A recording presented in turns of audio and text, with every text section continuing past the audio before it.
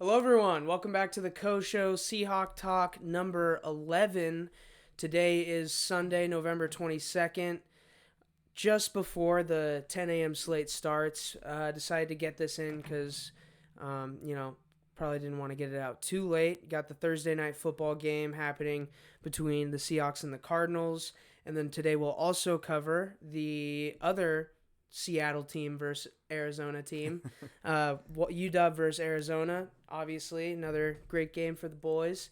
So excited to talk about both of these. Yeah. Moving to 7-3, Arizona moving to 6-4. We said it. It's everything but a must win. It's just short of a absolute must win, and I would argue that it really was a must win. It's funny how one game can affect everybody's feelings about a team, and I don't just mean us nutso fans, but also the media, everybody. Yeah, your opponent's fans. Arizona has a miracle play. Otherwise they would have come into the game at 5-4. But they're 6-3 atop the division coming in, and people are starting to talk about them as a potential contender. It's just funny how that one play can make such a big difference. Yeah. And then as far as fans go, we, after the previous game, Seahawks game, where everybody was like, "Oh, this team's not going anywhere." Yep. Like they got lucky early, and now they're being figured out. On and on and on and on. Against the Rams, and now we're all riding high. It's we are a little bit bipolar sometimes, I guess, as sports fans. But you're right. I mean, had they lost this game, it doesn't matter if your fans doubt you. It doesn't matter how I feel or how you guys feel. But if a team starts to doubt itself, that's when you really run into problems. And I think, that's one of however you might feel about Pete, I don't think you can deny that they always keep playing. They always believe in themselves. He really instills that in his teams. I think they find players that feel that way. I think he keeps them believing, no matter what's going on, no matter what the score is or what the standings are. And I think this was another example of that. So it was great to see them battle back, and it was a relatively close game, but it felt like they really dominated the game.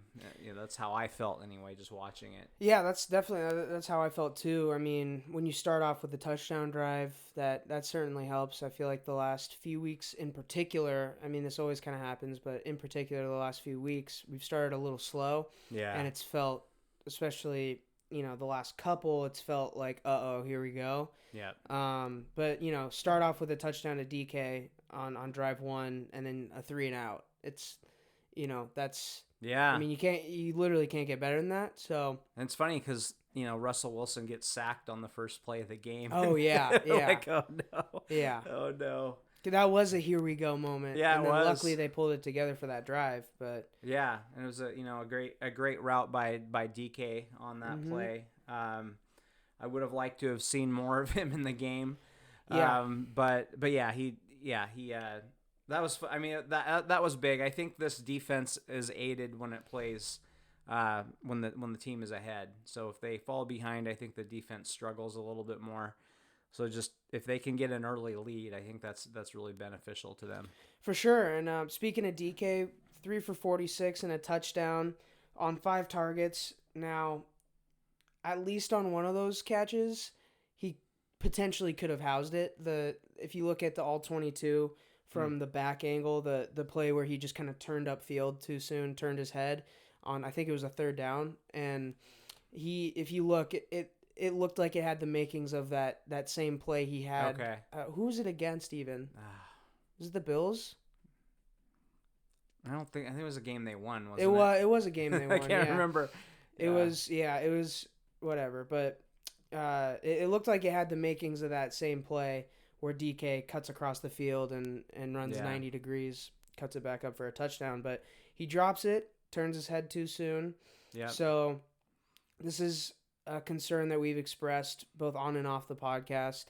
He needs to make sure he's securing the ball every time before he can I guess, really be considered a top 5 or a top 3. Because I think he is. I mean, to not have him in that discussion currently is you're kidding yourself. I mean, if you just look at the numbers, watch the film.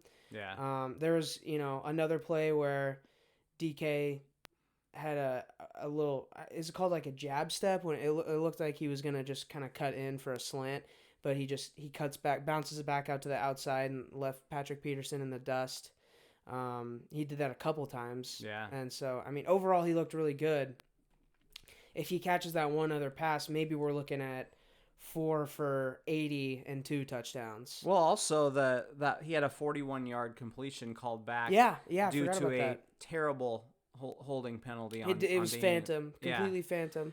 I think sometimes if you get your hands outside the body, the ref sees that and assumes a hold. But basically, Damian Lewis kind of got blown up on the play, and it looked like the defensive lineman just tripped over him for the most part. The dead body that he just... yeah. So, I mean, you can trash him for maybe not blocking better on that play, but I thought that was a terrible call. I think the NFL's done a better job this year of not calling stuff like that, but that was awful. So, yeah, that one I definitely am willing to give to DK. I mean, that's 41 yards right there, and certainly his stat line looks pretty good if you want to have him catch the one that you mentioned, and then he had one hit his face mask in the end zone. I don't know how the hell that happens. He tweeted and said, "You gotta apologize to me for that fastball at Russ," and I was like, "He's gotta apologize to you. You took away a touchdown from him." Right. Well, he was expecting the change up and came with a fastball right down the middle. He got crossed up. So that's the one thing about him at times, and he's still a young player, and he's learned a lot, So I'm not at all down on him. One thing I just gotta say, I think the Seahawks need to find a way to target him more. I think he was open a few more times, and I think part of it, if you keep him really engaged and give him some stuff behind the line of scrimmage, if that's what it takes. But this guy is too much of a freak athletic. He ran the fastest combine time for anyone, over 225 pounds. He's obviously physical. You're clearly forgetting the cones. You're clearly forgetting the cones. Yeah. He's not an elite athlete. Well, are there cones on the field? I'm pretty sure they take those off the field before the game starts. Maybe that's a strategy for some teams, is to just start tossing cones on the field. See if he trips over the cone. Yeah. The fans are like, if there were fans, they'll chuck in Buffalo, they chuck dildos on the field. They're going to start chucking cones on when Seahawks are away. Have a meltdown because of cones. Yeah. So I feel like they still... I think they're still learning what they have. But I would like to see a little bit more creativity with him. Like if you watch DeAndre Hopkins, for example, he catches a bunch of stuff behind the line of scrimmage, and that's not the main part of his game. But get your best athlete the ball. Just put it in his hands. Yeah, you just put it in his hands. And I'm not talking about first of all, I don't even like wide receiver screens, but I'm not talking about a lot of them, but 2 a game. Yeah. Give him a couple chances a game with those. So what is a wide receiver screen to DK going to do that a wide receiver screen to Mr. Moore, David Moore? What is David Moore going to do on a screen that DK can't? Well, he's no Travis Homer. I mean, just even if you're just going to run a screen, maybe replace a running back screen with Travis Homer and just give it to DK. Yeah. Absolutely. I don't know what the concern is. You can't say it's like injuries or whatever, because I mean he's on the football field. You just got to get him the ball. Otherwise, star players would never play because we're worried about them getting injured. Yeah, if you're a safety, are you more concerned about tackling Travis Homer or DK Metcalf? I'm not even concerned about. I'm not concerned about tackling Travis Homer. So that answers your question. Oh man, yeah. So anyway, I think there were so many good things in this game. Mainly the defense. Carlo. Well, actually, I think the story of the game was Carlos. Yeah. And Carlos. Yeah, both of the Carlos boys coming in, and obviously, Dunlap with the game-winning sack. that really sticks out. But he also had he had two of them, and then he also had 2 tackles for loss, and I think he had somewhere around 4 pressures. I don't know why they don't have that on ESPN, but he had somewhere around 4 pressures as well, which is that he filled out the stat line like we haven't seen a Seahawks defensive lineman do since like Cliff Averill. So it's fantastic. And then Carlos Hyde on the other end, I just looked at his receiving stats. I was like 2 for 16. No, he had 14 carries, 79 yards, and a touchdown. So yeah, I mean, just got the running game involved again.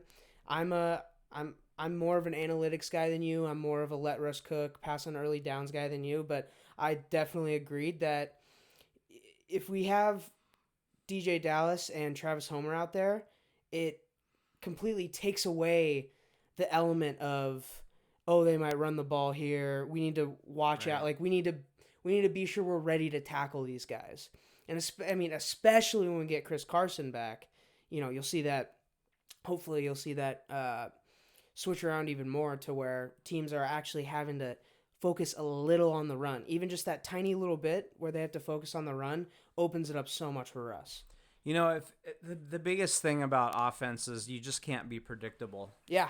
So I feel like the Seahawks last year were too predictable on first and sometimes second down.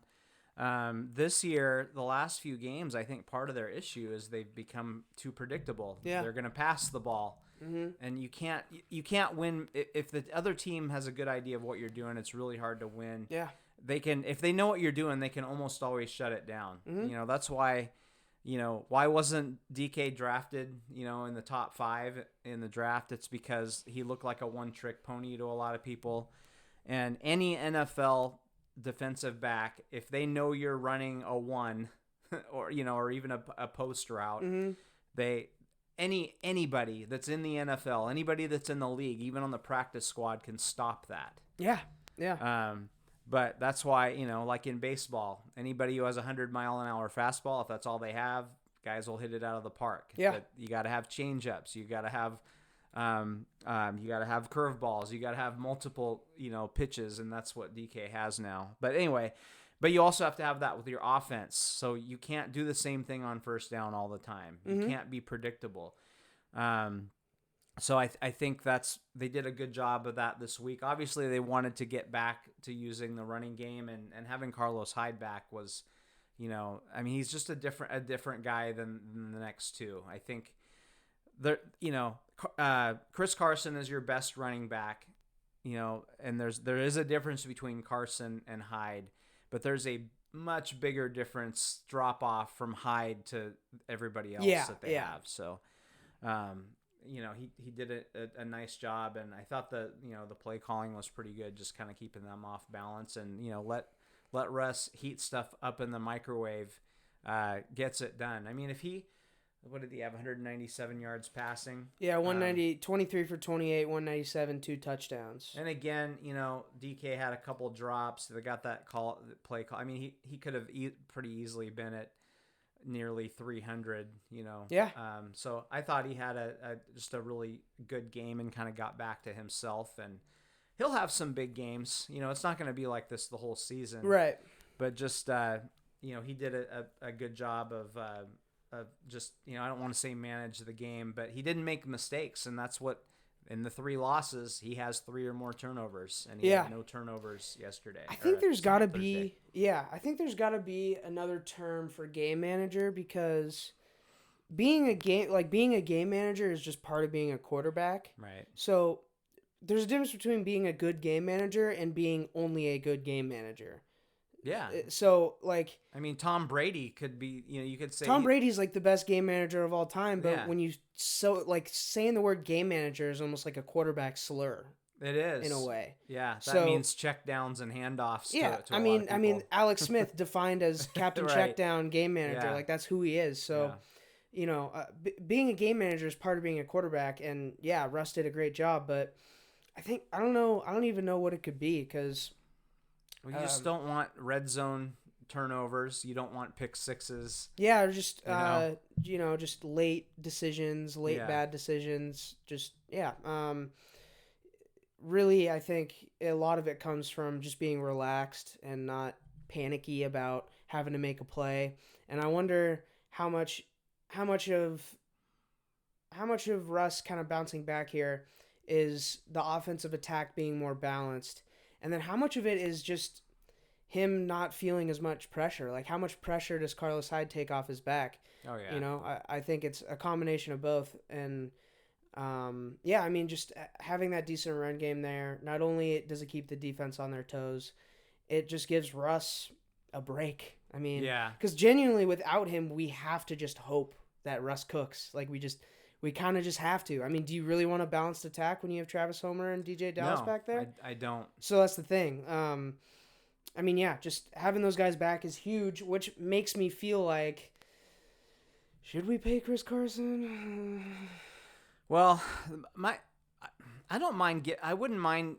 Normally, I would say I wouldn't mind giving him a bit of a contract, but the dude doesn't play enough. Yeah, it actually hurts you worse to have, like, it's worse to have a great running back that is out for half the season every year. Especially it's worse when it's the postseason. Yeah, it's worse to have that than to just know what you got and roll with a guy like Carlos Hyde throughout the season. Yeah. And like you said, it's a bigger drop off between Chris Carson and Carlos Hyde. It's a bigger drop off between not them, but between Carlos Hyde and the other two. So, you know, the theory is running backs don't matter unless you have the top of the top or the bottom of the bottom. Yeah. So maybe it's just get a guy. You know, Carlos Hyde at the end of the day is a guy. I mean, he's a good running back. Yeah, he's solid. he's a guy. He's in that middle tier. Yeah. So, you know, I guess it's however way you look at it. You just can't go into the playoffs with, 33-year-old Marshawn Lynch and a 7th round pick in Travis Homer. Travis Homer was he was our leading rusher in the playoffs. Yeah, you can't do that. And a lot of this is I don't know why this keeps happening, but the injuries the Seahawks have at running back. Now some of that is, Chris Carson was injured in high school. He was injured in college. Oh, I didn't even know that.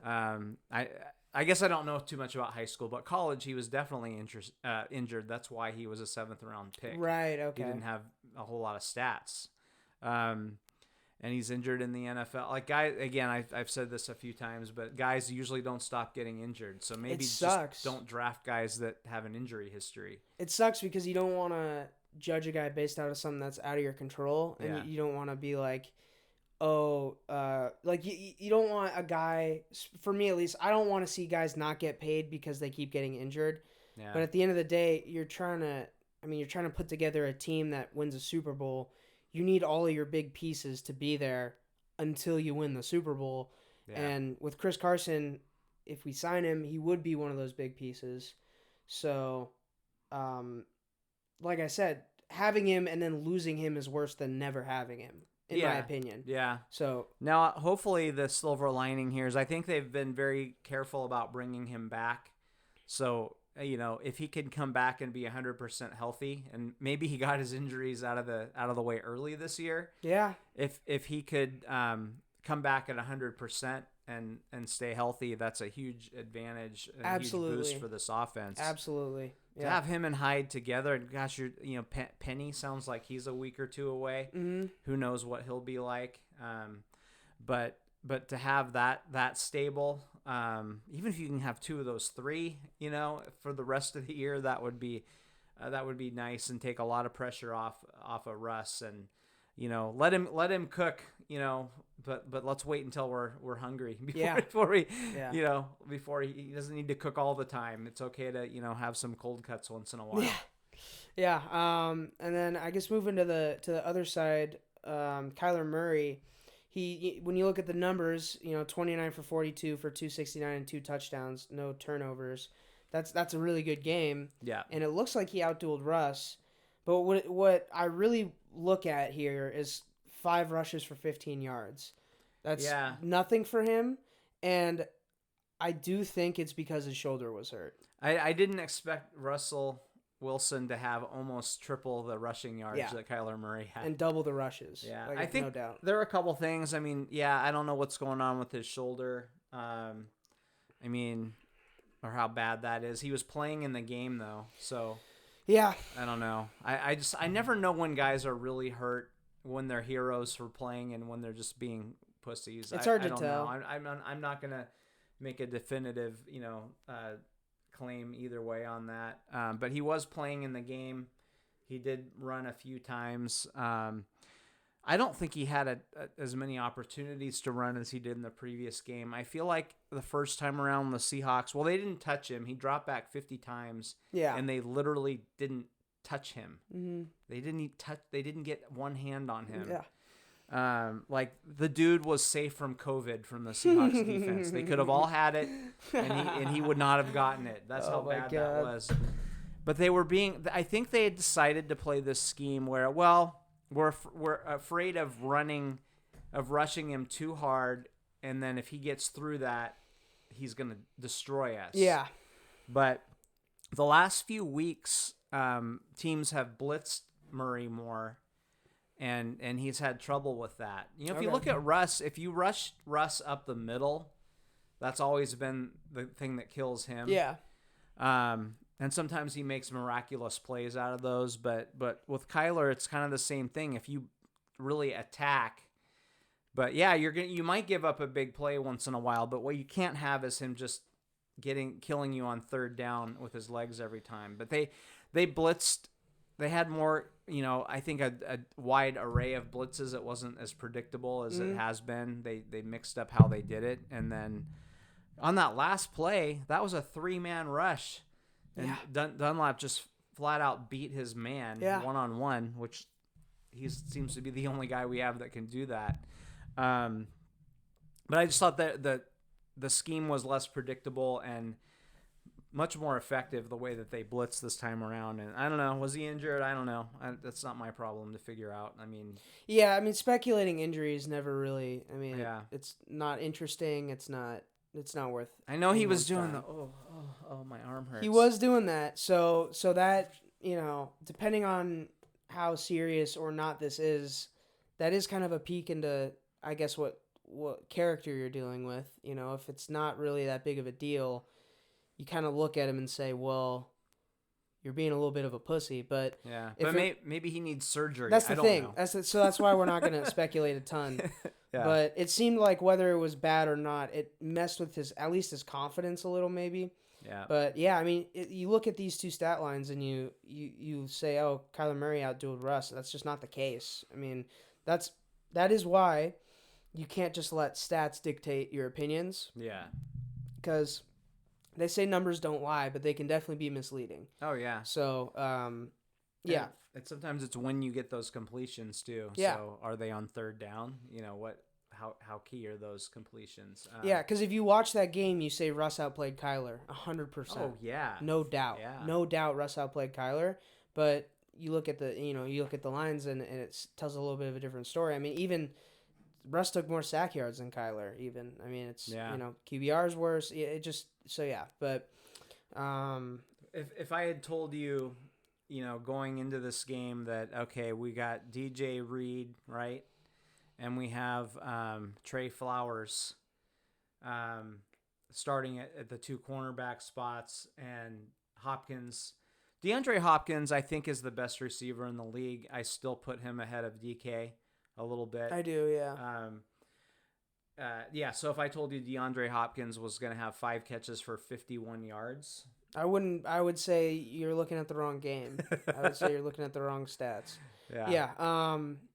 Shout out Trey Flowers. We've been shitting on him and DJ so Reed. hard. They both had him in coverage. Yeah. I specifically want to shout out Trey Flowers because we've been shitting on him so hard all season. On the pod, it's not just like a podcast thing. Like, we consistently shit on him off mic too. Oh yeah. So I walk down the street and I yell at people, "Fucking Trey Flowers!" And I'm like the crazy guy in the neighborhood. So he's the last couple games has not been that bad. He's still here and there. He'll play off a guy so hard that it's like you never even had a chance to make any play. But when you are half of the cornerbacks allowing 5 for 51 to DeAndre Hopkins, you just have to get props there. That's a fantastic game from them. And I mean, do we even need Dunbar and Shaq? I mean, So I would say, he played a solid game, which is what I mean. Hey, he's a backup corner, really. I mean, I know they expected him to be a starter, but he's a backup corner. There's a reason they went out and hoped that Dunbar would be better than this. There's a reason they signed Dunbar. They see him as a backup. I've said many times, nobody covers the area 5 yards beyond the sticks better than Trey Flowers. Yeah. But and that's frustrating. But he got beat deep once early in the season, but he hasn't given up huge plays. He had a couple this game that I didn't like. I mean, he got juked real bad one time. He did his 5 yards beyond the sticks one time. He had a few, but overall, it's hard to complain considering who he was going up against. Yeah. DJ Reed is a real find. I mean, he didn't have a perfect game either, but he's a guy that was basically cast off from the 49ers, and hasn't played much this year because he started the year injured. And I think he's been very solid. He's explosive. He hits hard. I've seen some hard hits out of him, and where's number 29? It looks a little like Earl Thomas at times. Yeah, he does. I think that when you get Shaq Griffin back, that's definitely going to help. I think he's still your best corner, and then you figure out which one of those other 3 guys is going to be on the other side, and maybe you mix that up a little bit depending on who you're playing. But yeah, very encouraging from really the whole deal. One of the issues that I think made a big difference that maybe we downplayed a bit, or fans have downplayed a bit, is they finally had all of their defensive line guguys. Yeah. So you had Mayala or whatever his name is, 95. You had Dunlop's been here for a few weeks, so he's all in now. You had Shaquem Griffin. No, sorry, that's not who I'm thinking of. The guy out of USC. Damn it, what's his name? I'll have to find him. He's not that great of a player, but he does add something to him. Where the hell is he? He might not even be in the box score for Rasheem Green. Oh, Rasheem Green, yeah. Sorry, Rasheem Green. You had Alton Robinson, who's none of these guys, and you had L.J. Collier, Jaron Reed. L.J. Collier made a real big play. I don't remember actually what was it. A few things. So anyway, point being, you had the only guy that you really are missing now is the guy they drafted in the second round. Was it Darrell Taylor? And by the way, he posted a picture on Instagram. He looks like a running back. He's so skinny. Oh. Yeah. Okay. Apparently he's practicing now, but So they're gonna move him from defensive end to safety or something. Yeah, genuinely, he looks. Yeah, it's not great. So they finally have most of. I mean, they've been every week they've been missing a couple guys, right? So just having none of those guys are great, but just having that rotation so you can run guys in and out, and there's at least solid football players makes a big difference. LJ Collier's big play was he got held by our old friend Sweezy in the end zone for that safety. Yep. And then he did have a sack early on, which was really cool to see. LJ Collier's making an impact, so that's kind of dope. Yeah, at least at this point, I still think it was a very strange draft pick in the first round, but if he could just be, help in the rotation and contribute, at least hopefully it looks like we're getting something out of him. Yeah. Which honestly, I didn't anticipate that was going to happen. I didn't think so at all. Yeah. So yeah. And then we got, what else we got here? I just want to mention KJ Wright's play with Kyler Murray scrambling. Oh, he just swallowed him up. It looked like a little kid running with a football in a backyard, and his dad just pretending with him and then just going and tackling him. Yeah. It was pretty great. I just wanted to mention that play. It was a really big play. Was it third down? I think it was. I think it was third down, and it was a loss. It was a loss of like a few yards. And I just want to throw that out there because that play was awesome. And I saw him in open space with Kyler Murray, and I was like, oh no. Yeah. And then he just kept him there. It was pretty great. And like I said, Dunlap, great game. I mean, what else you got? So a few things. First of all, I was my notes aren't the best. I was drunk tweeting during the game. Yeah. I've heard, that always works out well for people when they drunk tweet. Yep. So I thought I would try that out. It was kind of fun. But yeah, a few things in the game. So first of all, really shocked that Damian Lewis started at center. Yeah. Obviously, Posick is out, and then Kyle Fuller, who was their backup, had a high ankle sprain, so he wasn't really able to go. He did finish the previous game, which hats off to him for that. Mm-hmm. Just to take one for the team, but he wasn't able to get it going this week. So I thought it was going to be Jamarco Jones. Yeah. That's who I heard it was going to be, but then pregame you see Lewis snapping to Russ, and you're like, what the hell? So you're taking a rookie who didn't play center at all in college, never, and he's starting an NFL game when he's just learning how to play guard still in the NFL. Yeah. It was a little rocky early, but he did pretty well. I mean, he accounted for himself pretty well in the game considering the circumstances. Let's see. Yeah, he had he's kind of had a bit of a penalty issue this year, and that continued definitely. Yeah, he had quite a few flags. Yeah. One of them being bullshit, though. It was taking back the 40-yard reception. That was bullshit. And also, we mentioned the flag on Sweezy, the safety. Right. Kyler Murray got grounding the play before that, intentional grounding. So that sent them back to the 1 yard line, and then Sweezy got that. So really, it was like the Cardinals fully shot themselves in the foot. And also, I'm still not sure if that holding should have been a safety. I don't know. I've heard I think it's if the holding starts outside of the end zone, then it should be outside the end zone. But it was pretty close, and they can't review that. Yeah. So maybe not. I didn't get a great look at it, but hey, whatever. Yeah, I will take it. It's over now. Yeah. One of the negatives in the game is I thought that penalty on Diggs was really big at the time. Yeah. I thought it was one of the dumber penalties. It's one of the the dumbest penalties are after the play. Yeah. As far as a play during a penalty during a play, one of the dumbest ones I've seen in quite a while. Yeah, and if you missed it, it was a late hit type thing. Yeah. Right. Yeah. It was similar to what he got ejected for earlier in the season. I've seen a few of those where obviously so the ball's coming in. It's a very errant throw. Really bad throw by Murray over and behind Hopkins. And Diggs just takes a shot at him. Now, I've seen a few of those where, maybe the DB didn't know where the ball was, and I can forgive those. I mean, it's still a penalty.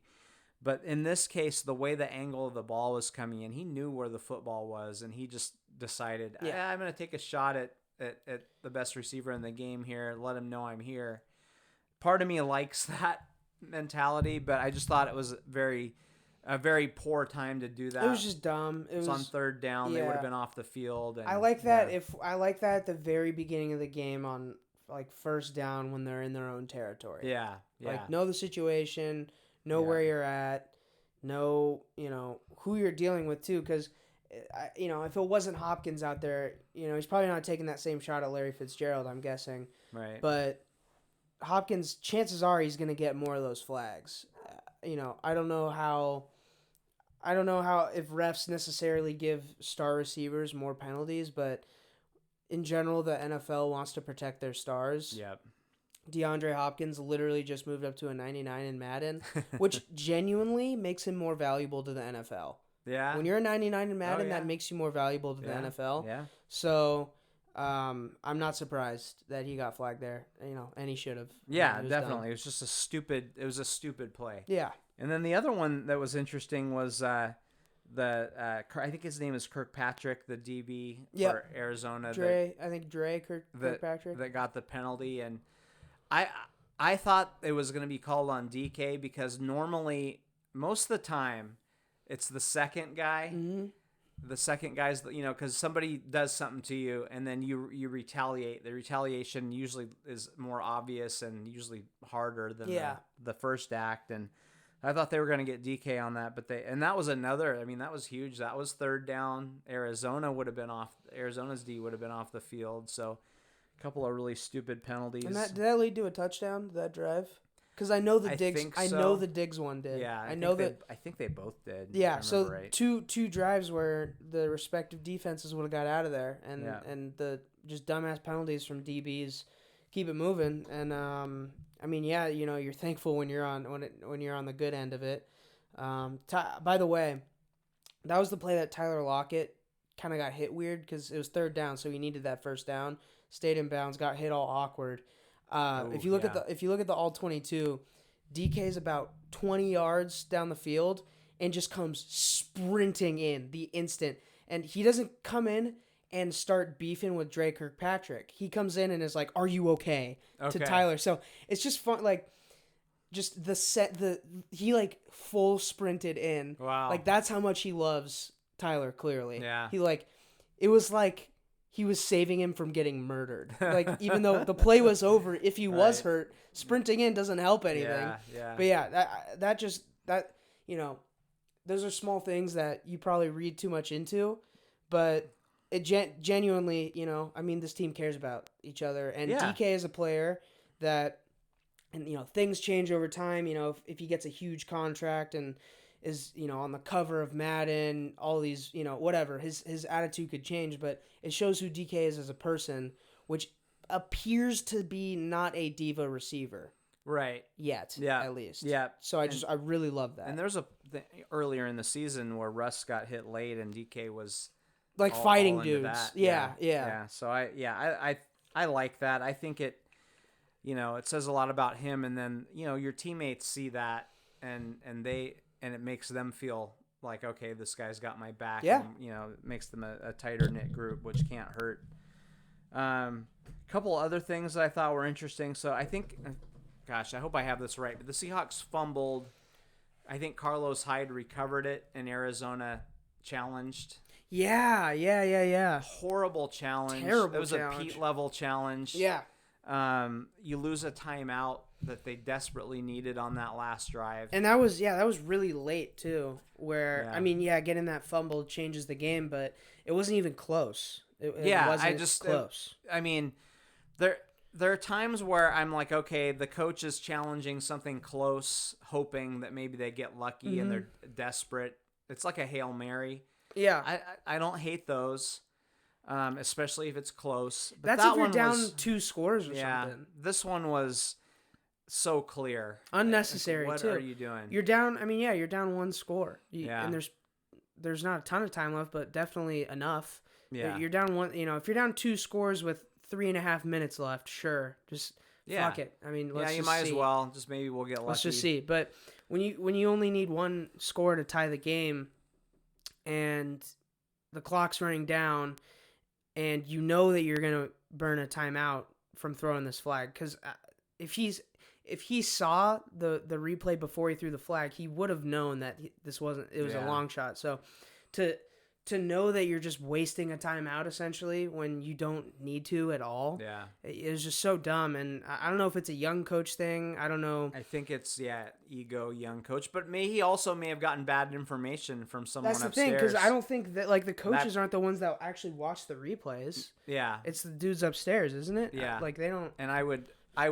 If that guy, if somebody told me to challenge that, I would fire them. He's done. Was. If that's your job, dude, you're gone. And then the other things that I thought were interesting there late was, I found it odd that they were taking shots at the end zone instead of trying to get more first downs. Yeah, they took 2 shots, and it made me nervous when the ball was in the air.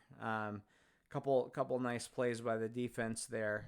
Those were a little bit scary. It seemed like they were like, yeah, last week we just hucked it at the end zone and it worked, so let's just do it again. Yeah, and maybe they're thinking, the Seahawks are going to cover the sticks, so let's try to go over the top. I don't know, but it was weird to do it twice. Remember, Cliff Kingsbury's Texas Tech teams weren't good. No. And he didn't get anything out of Patrick Mahomes. Yeah. Patrick Mahomes was his quarterback, and he was not that good. Yeah. I barely heard of the guy. I didn't hear about him until I never heard his name until draft scouting stuff came out. Yeah. I never heard his name. So, like, the thought that because Cliff Kingsbury fucking had lunch with Kyle Shanahan one time, like, just the thought, and he's young, and now the young coaches are all savants, just because you're a young coach, you're a genius. Yeah. Like I don't know. People need to get that out of their fucking heads. Like, just because you are loosely associated with a fantastic coach, just because he doesn't even, I don't know what his, like, coaching tree is. I don't even think he, like, does he come from a legit coaching tree where you're like, I don't even know. I think he just is kind of friends with Kyle Shanahan. I genuinely think that's what it is. He's a good looking guy and he has a cool house. He has a really cool house. Yeah. But best house in the NFL draft. Yeah, for sure. He was flexing that shit. And I mean, that's what a young guy will do. But so I don't get this whole thing where, like, why was Cliff Kingsbury ever a genius? I was shocked that they signed him. Yeah. Like, he was going to be the USC offensive coordinator. Offensive coordinator at college. He was going to he was going to not move laterally. Yeah. He was going to move down. Yeah. He was going to become an offensive coordinator in college. So now sign him as a head coach in there. Like, it makes no sense at all. So why do people assume he's a good coach? I don't know, and I'll tell you what. I mean, they had the miracle play. If you take that away, they're 5-5. And again, I'm not somebody who likes to do this because if you win, you win. If you lose, you lose. Yeah. And then the Seahawks game, they didn't lead until the final kick in overtime. Yeah. They were behind that whole game. The Seahawks should have won that game. Yeah. They should be 4-6. So they're basically 2 plays away from being 4-6. So I'm not real high on the Cardinals. So I don't get the Kingsbury love either. We'll see how that pans out. And Kyler Murray, people can make excuses about getting injured, but guess what? Running quarterbacks are going to get injured. Yeah. Cam Newton had some great years. Then he got hurt a bunch. Now he's not very good. Mm-hmm. We'll see with Lamar. Yeah, even with Russ in the early days. I mean, that's when he stopped running is when he had like 2 high ankle sprains in the same season. And he has run the ball different than any of these guys because he doesn't, when he's running, let me qualify this, he gets hit hard sometimes when he's getting sacked like anybody does. He almost never takes a real hit when he's running the football because he gets out of bounds. He does his little, I'm going to get an extra 6 inches by stretching it out. Or he slides. And sometimes you're like, dude, like, get the first down. Don't slide early. But that's the reason he's played every game for 9 years. As long as that first down isn't like, if it's 4th down in 2 minutes left and we need a touchdown, he'll take do that it risk. then. And that's the thing, he will. That's what I appreciate. But otherwise, he doesn't get hit like these guys, so that's why he's been healthy for the most part. He is infinitely more valuable than the chance of getting that first down. Yeah, so it's it's good that he realizes that, and and I think him getting beat up is what caused that. I think what was it, 2017 or something, where he had like MVP numbers, but we weren't that good of a team, right? And that season he had like 2 high ankle sprains at the same time, and like a concussion and like a hurt wrist. It was nuts. And I think that's what changed him. And it'll be interesting to see if these other running quarterbacks will try to take that step eventually, and if they just flat out can, because, it's not like Russ just decided, oh, I'm a run, oh, I'm a pass. Like, he has to be a talented passer, obviously. I mean, he's arguably the most talented arm in the NFL. If not, it's right behind Patrick Mahomes. So it'll be interesting to see, a guy like Lamar Jackson. Everyone's talked about, if he gets injured, I don't like doing that a ton because, like, guess what? He's not injured. Not yet. So we'll talk about it when he is, and when he continues to get injuries, then we can talk about him being injury prone. But will he make a switch like that? Like, will he try to become a passer? Because when we've seen him throw the ball 35 times in a game, that's when he's not good. Yeah. That's when he really struggles. Like, early on in his career, last year, his MVP season, the first couple weeks he weren't that great. They were throwing the ball like 40 times a game, and then they completely switched it where, Lamar said, I'm not a running back, I'm a quarterback, and they were like, look, we know you're still going to throw the ball 22 times a game. Right. But guess what? Your legs are why we drafted you. So you're going to run. And so I'm curious to see if these running quarterbacks are going to try to take that next step, because I feel like Russ has carved out this path for like athletic quarterbacks of like, look, you can be a runner, but you still gotta, if you want to last, you still gotta have the arm talent and work hard as fuck to on your arm, not just trying to be faster. Well, Russ's number one attribute as a quarterback, it's none of these things. He's got he can run. Yes, he has a strong arm. He's shown that. His number one attribute, it's brain. Yeah, you could say brain, but it's accuracy. Right. Okay. Yeah. Like when he throws an inaccurate ball, it's surprising, right? But if you watch some of these other guys, they few times a game, they have some pretty ugly passes. And Russ doesn't have a whole lot of those. Mm-hmm. And that's one of those things you can't really teach too. So that's the tough part. I don't know. That was kind of a weird tangent about running quarterbacks, but back to the game. It's weird. We don't usually go on random tangents. Yeah, weird on this show. Just a couple plays I want to mention. Russ with a beautiful touchdown throw to Tyler Lockett in the corner. I didn't see this live, but Tyler Lockett fist bumped the ref after. Yeah. And then Myers did Conspiracy. Myers did miss the extra point. Yeah. Again, hasn't cost us. Yeah. But I'm writing it down, motherfucker. Yeah, it's a little scary. It's scary. Yeah. Quandre, despite that shitty penalty, he had a fantastic hit to knock the ball loose. Yeah. On a play. I already mentioned the KJ open field tackle. And then on that drive with the dumb penalty by Diggs, Bobby also had a horse collar on that drive. Right. And that was another big thing. And I did write it down. It did lead to a touchdown. And I just wrote down here, killed by flags on both sides. And it kind of evened out. I mean, you could say it was worse for the Cardinals because they got a safety and they kind of lost in the game. But there were really big, just dumb mistakes made by both teams. There were dumb mistakes and there were bad calls on both sides. Exactly. Exactly. Yeah. Wasn't a pretty game in that regard. I just wrote Damian Lewis flags. And sometimes that's Thursday night football for you. Yeah. Yeah, that's just they're not always the best games. And sometimes that's the Seahawks for you too. I mean that's what it is. So and then Dunlap obviously with the game winning sack, just huge. Yeah. He said I could chase squirrels all day.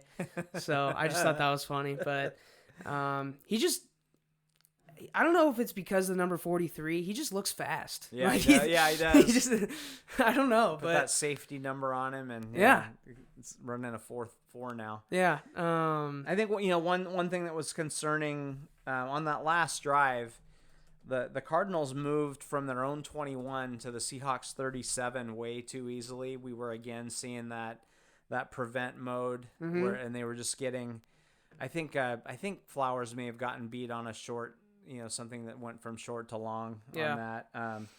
But it was again, they didn't even face a third down until they got down to the 37. So they've got to find a way. If you're going to play prevent, you have at least got to get a couple of incompletions here and there. Like it shouldn't be. And the second downs that Arizona faced on that were all like 2nd and 4s, 2nd and 3, like They didn't have any adversity until the very end there, and obviously that was fantastic. But they've got to play things a little bit tighter, especially when you have a 7-point lead. If you have a 7-point lead and you get beat for a touchdown, it's not the end of the world. So play a little bit more aggressive. Yeah. Now, if it's a a 4-point lead. Yeah, okay, I get it. Like you got to make sure you don't give it up. But yeah, I just didn't like how they moved that ball. What is that, 60 whatever, however many yards that is. Or 43 yards. I'm trying to do math on the fly, not good. Somehow on a game-winning drive where time is limited, that is when I'm the most worried about the Seahawks defense. And it's like I've said it, prevent defense, prevent wins. Trey Flowers was built for this defense. He's the perfect player for this defense, which tells you it's not good. And again, I get the let him have 8-yard completions all day, but you also want a couple of incompletions in there that at least kill 5 seconds. I think the only first down. Yeah. The only incompletions, the only incompletion I can remember was like Kyler throwing it away. Yeah, that was genuinely. Yeah. Just giving up everything. And what really, really irks me about the prevent defense more than anything is they'll do this shit when they're down by or when they're up by 3. Right. And a field goal or 3 or less. They'll do this shit when a field goal is like you can't give up anything. You can't give a field goal or a touchdown. Yeah. So why are we like it's just here's a free field goal, that defense. Yeah. That's what it is, because once you start getting down to the end zone, you don't have to worry about them going over the top as much. So playing prevent defense is more effective for not allowing touchdowns, but when a field goal kills you too, they do the same shit. Yeah. It's so frustrating, and I don't know if it's Pete or Ken Norton making that call, but it needs to stop. It's a combination of both of those guys, and it's also the players. You don't want to be the guy on Twitter getting beat for a 70-yard touchdown. Yeah. You don't want to be on Sports Center. That'd be a good study, and it would be impossible because of just the way the game has changed, even in the last 10 years. But how has social media impacted the way players play? Yeah. Are there less risks taken? Well, I'll tell you one right now, a big one, and I think you might have mentioned this before me. I'm not sure, but so how many wide open dunks do you see in the NBA now where there's nobody there's nobody under the basket? So back in my day, you would go in there and try to hit the fucker while he's dunking and either send him to the line but sometimes when you do that, you got there a little late, you get posterized. Guys now are like, fuck it, he's going to just dunk it anyway. I'll just let him have it. And I think that comes from I don't want to be seen all over Twitter getting posterized. I believe that. Back in the day, it was only the top of the top dunks, probably only from star players, are the ones actually getting turned into posters. Yeah. Now, none of them are getting turned into posters, but way more people are seeing it still because, you said, it's all over Twitter in high definition. They know exactly who the fuck you are, and it's funny, now the only players getting dunked on are, like, elite shot blockers.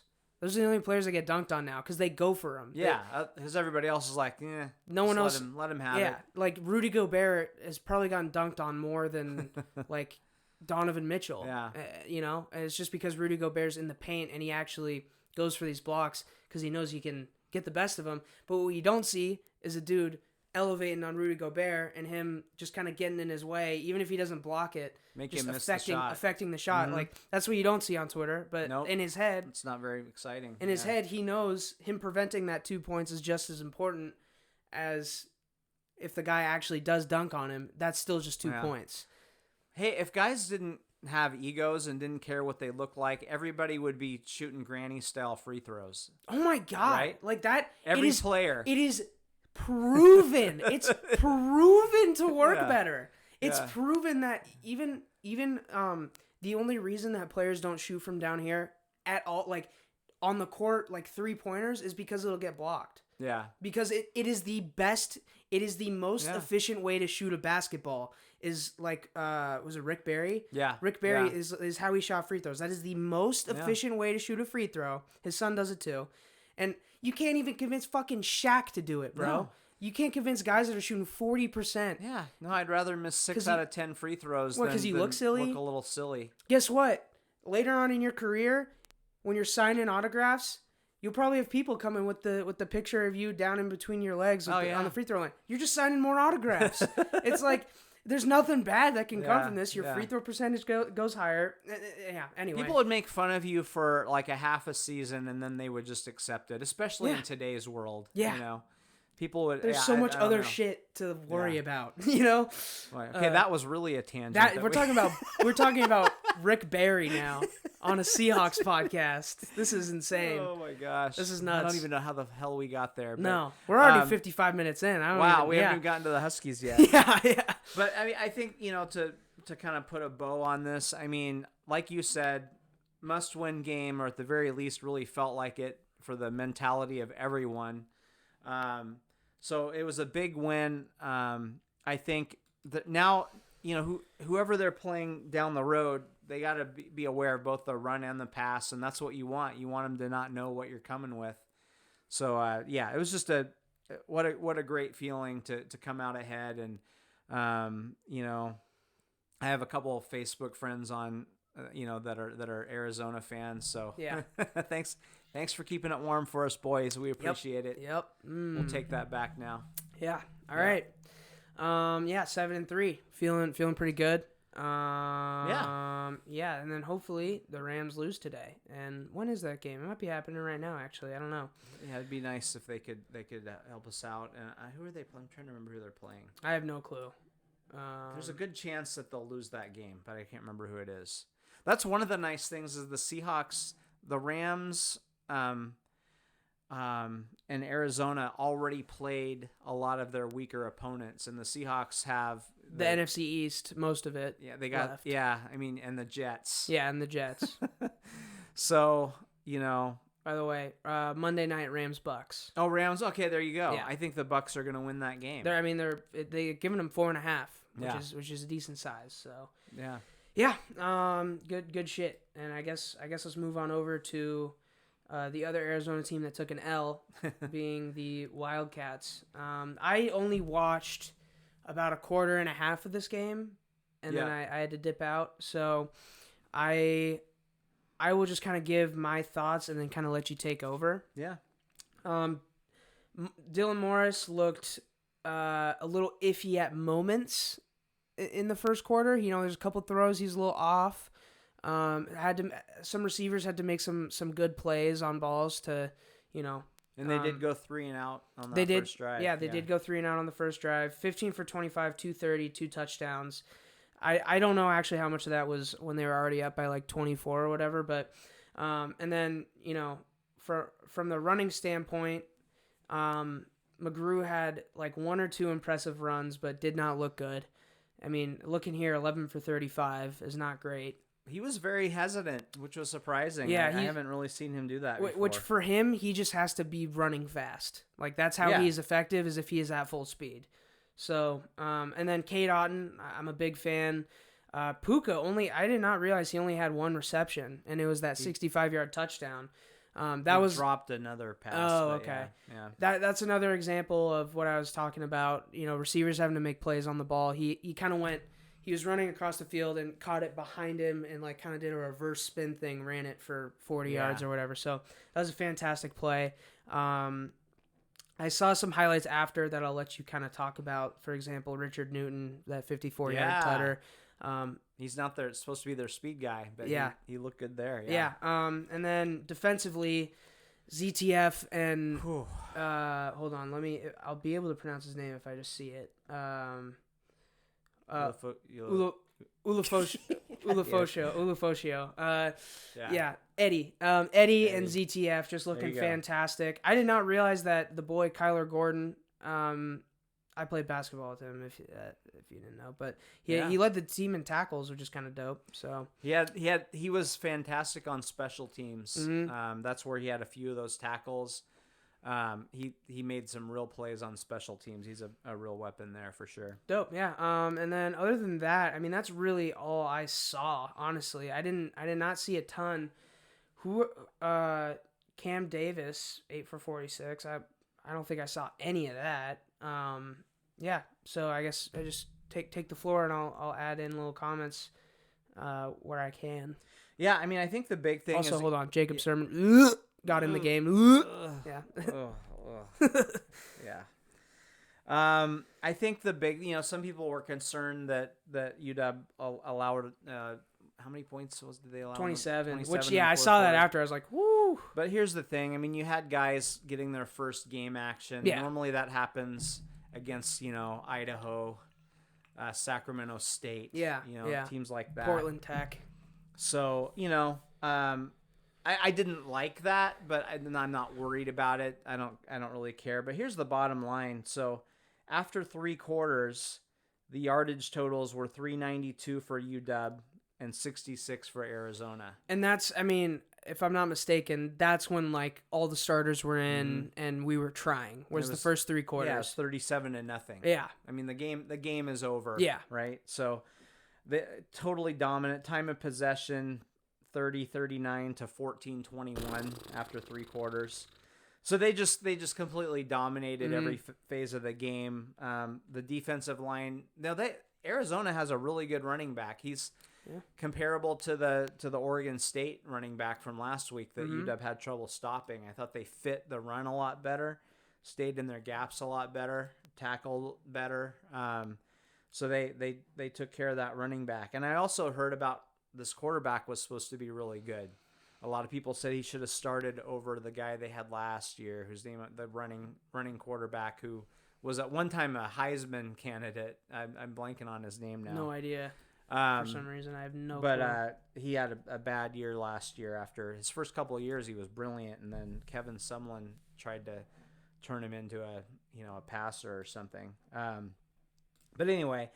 Khalil Tate. Totally forgot about that guy. He was awful last year. He was, yeah. So this Gunnell guy, came in and played pretty well. Yeah. Arizona looked pretty good against USC.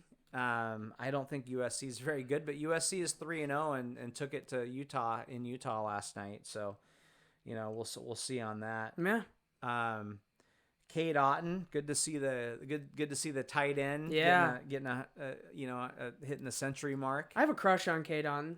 Oh yeah, I have a big crush on Cade Otton. Yeah, he's great. He's been good for a couple years. He's just a good all around block. He can block, he can catch. He's not a speedster by any means, but yeah, he really makes a difference on the field. He'll be suiting up on Sundays. That's a guy that we'll see on Sundays. He's gonna have a really good NFL career because he's multi-dimensional. Let's see. So, a few things that. So they have a true freshman receiver named Jaden McMillan, who is one of their bigger recruits coming in. He was open deep many times. 2 times Dylan Morris overshot him, and 2 times you could argue that McMillan dropped the ball. Oof. So hopefully they figure that out. Yeah. That looks like it could be a deadly combination going forward. I thought Dylan Morris played pretty darn well overall. The deep shots, he's got to put a little bit more air under those. Maybe watch Russell Wilson video or something. Yeah. But he looks decisive. He technically got sacked once, but really that was he ran away and ran out of bounds 2 yards shy of the line of scrimmage. I mean, that is technically a sack. It is, but yeah. So that's his only sack in 2 games. He hasn't turned the ball over. And then they aired it out a bit more this week. I mean, his numbers weren't huge, but they were, there's some real promise there. Go ahead. He does not look like a freshman out there. No, like he looks confident. He looks confident. He looks like he belongs there. Yeah, at the very least. Yeah. So he's pretty fearless out there. So that was great to see. Receivers, we still had some drops. Puka dropped 1. McMillan dropped a couple. The other true freshman, Roman Duze, I can't remember how to say his name. Either.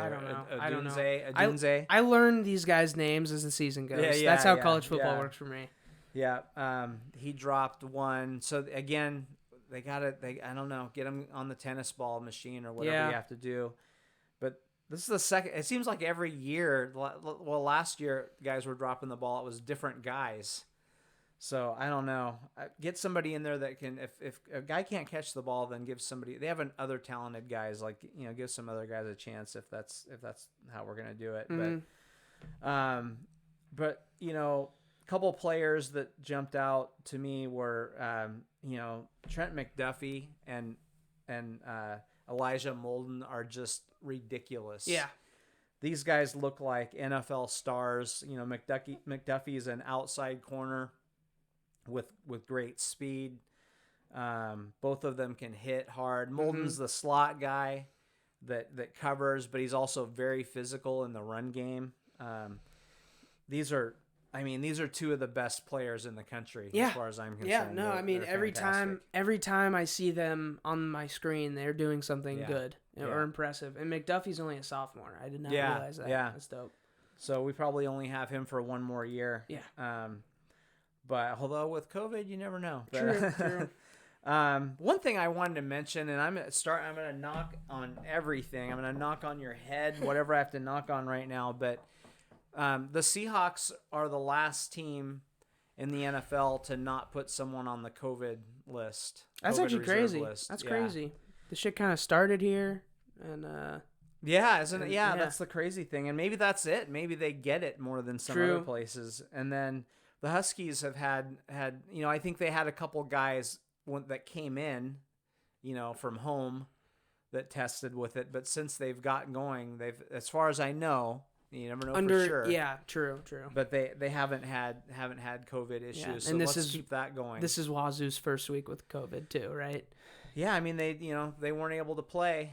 Yeah, right. They had 38 guys that were I don't know. I don't know. They're just not here. Whatever. Yeah. Nothing to see here. Could be a similar thing with, I don't take it. Yeah, I would not hold any NFL team above saying they don't have COVID. Any NFL team will do that. So. Yeah, for sure. I don't totally trust it, but I think I just want to give our two Seattle teams credit for managing that as well as any teams in the country. Yeah. I don't think that's an easy task. Obviously not. It's very clearly not an easy task. You're dealing with 150 people when you include the players and all the staff. Yeah. Like that's hard. Mm-hmm. That's really hard to do. And just think about the web of relationships for 150. Like for our family of 4, I think about like the web of people that we are just in contact with through work and whatever. Yeah. And it's like, it's like scary when I start really thinking about potentially, and then the web of the people that you are on your web, and then the web of the people that are on there. It's infinite. Everyone's thought about this. This is how this happens. This is how a pandemic happens. Yeah. But just to say that there is no bubble. There's no bubble. There's no real, especially in college. There's no like real restrictions. Like they're not really saying you have to do anything to these college athletes. Right. So the fact that they're being disciplined like this it's incredible.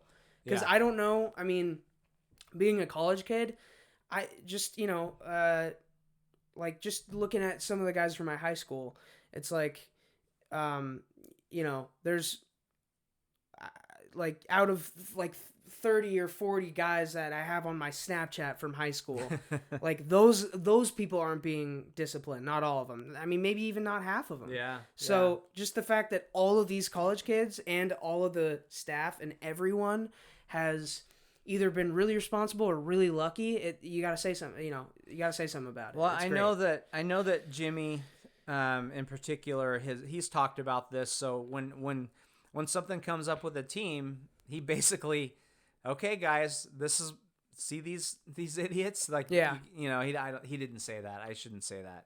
Here's what can happen if we don't make the right decisions. And I also don't like to bang too hard on teams that have an outbreak.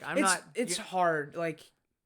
Guys, don't make fucking Coug jokes about, just don't make COVID jokes. Like, it sucks. They didn't get to fucking play this week. They, there might not be an Apple Cup. We'll see. I'm not here to make COVID jokes. No. Forget that.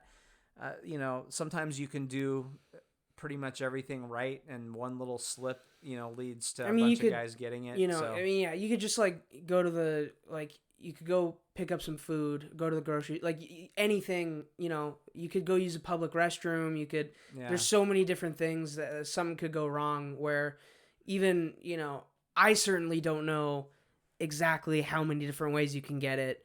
I don't even think really scientists do yet. I mean, they're still figuring things out with the droplets and, there's I think it's called aerosols. Like there are two different things and masks affect them. Like there's so many layers to this. So it's like, like any college kid isn't going to really fully know, or be able, no one in this planet, unless you work from home, you can get food delivered to your house. No one on this planet can completely, keep themselves safe. And especially like we said, you're with 150 people. Who knows if these players, I mean, you can't just go out and assume that it's their fault. You can't. Right. Yeah. So I'm not gonna make judgments. I also think it's hard. I mean, it's hard. Better than anyone. It's hard when you're young to not be able to do the fun things that you're sucks. used to doing. It sucks. Yeah. So all the especially at UW or any college. I mean, these guys are all between 18 and 22 years old, unless you're UW's the Kevin Thompson, his grandpa. But these are all young people, and I just know that that would have been really hard. So anyway, I just think they're doing a great job, and I just I want to give them for some props for that. For sure. But yeah, anyway, not a whole lot else to say. It was Arizona's not very good, but UW did what they were supposed to do, which was, and more, in my opinion. I did not expect this to be a blowout. I didn't want to, it was not a game I would have put money on. Yeah, spread was 12. Yeah, and so it's a little tough. I didn't like a double-digit spread. No. I thought it would, UW would run and play it close like they did with Oregon State, but they were just in every phase were dominant in the first three quarters. Great to see. Now you hopefully have the Apple Cup coming up. We'll see. Yeah.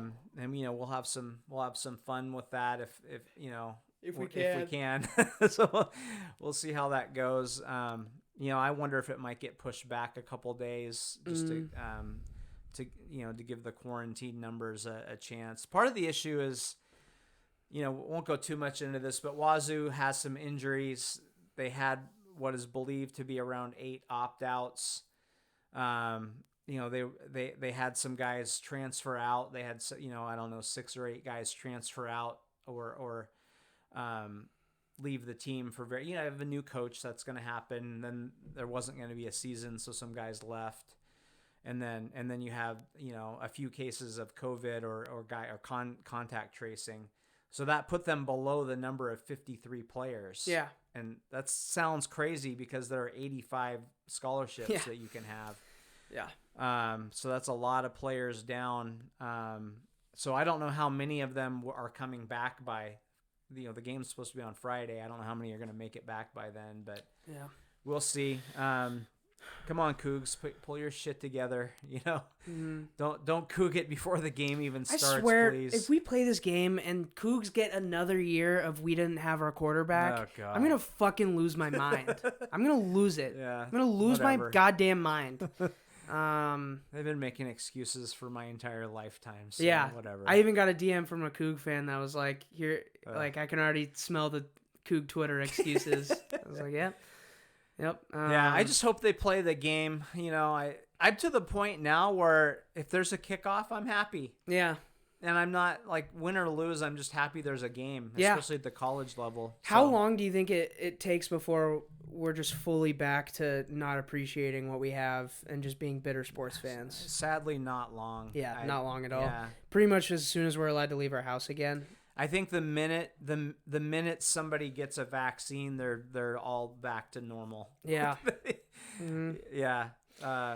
I was thinking about this. We should get into this on the podcast, but like we all wash our hands more and all that shit, which we should have been doing anyway. Yeah. Because we're not animals. Well, I guess we are animals, but you get the point. Right. So I'm like, that'd be nice if we all just became a little bit more careful in that regard, but no, I don't think so. There's no way. We'll go all the way back. Oh, 100%. 100%, especially by the time I'm an adult. It's I'm an adult, but like I'm fully an adult. A few months. Yeah. People people forget. Yeah. Okay, this is such an unrelated thing. Like, I don't know why we're still talking about this, but like, do you think that kids that are growing up, like elementary schoolers, middle schoolers right now, do you think it's going to be a generation of massive germaphobes and no one hangs out with each other? I think there will be a larger percentage of those people. Yeah. Okay. Because I know, like, in my age group, I know a few germaphobes. Like, I know like a decent bit. A friend of mine that, like, before he opens a door, he puts the sleeve over his hand and that sort of shit. But those are pretty far and few in between. Mm-hmm. But I think the kids that are especially kids that are in like the, I don't know, 8 to 12 range. That's what I'm saying. Like, yeah. Yeah. I think they're the ones that will probably be a little different, for the rest of their lives because of this. Ah, man, this is crazy. Crazy shit. Yeah. And we thought it was going to be a 2-week thing because it takes 2 weeks to go away, so it should only last 2 weeks, right? Yeah. Why would we even think that? That's a dumbass thing to think. Well, I think a lot of us had dumb thoughts. I'm like, I know when people started getting it, I was like, look how many people die of the regular flu every year. Like, we all had idiot thoughts. Like, whatever. I mean, I don't go back to people's Twitters in February and March and look at a lot of cold takes. A lot of freezing cold takes. Hey, we most of us thought that or even said it out loud, so whatever. But yeah, I'm just glad, I just hope there's a game. Like I said, I'm to that point where whatever happens, I just want them to play because I just love watching the game. So yeah, let's hope it happens. Hell, if it's Saturday or Sunday morning, fine, whatever. I hope they get the game in. Oh, there's also talk. Sorry. No, you're good.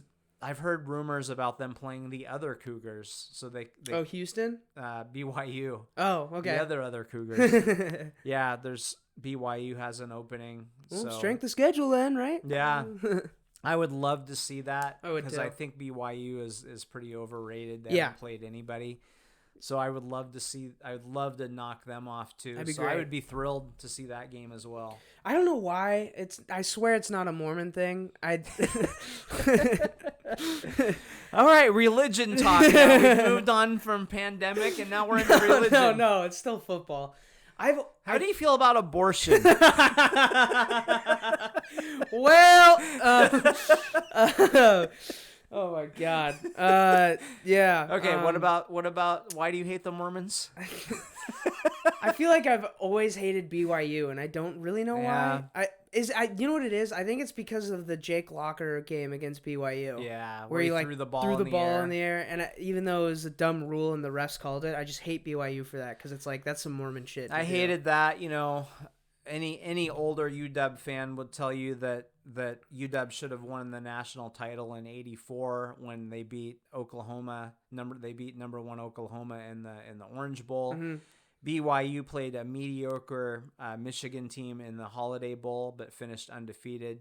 UW had lost one close game to USC. Right. So 1 loss versus 0 loss. Yeah. And people gave Lavelle Edwards his Lifetime Achievement Award. So sorry, you're getting me into another rant here. Yeah, but, Lifetime Achievement So Awards. a lot of people hate BYU for that. Okay. I guess it makes a little sense then. Some people hate it because all their players are like 25 years old because they went on mission. Yeah, there's a whole bunch. And some people would say it's their religion. There's all kinds of reasons. But yeah, UW has played BYU quite a bit over the years. Yeah, I feel like it's not a rivalry, but I feel like I don't know. I feel like there's some bad blood there for some reason. Yeah, I don't really know.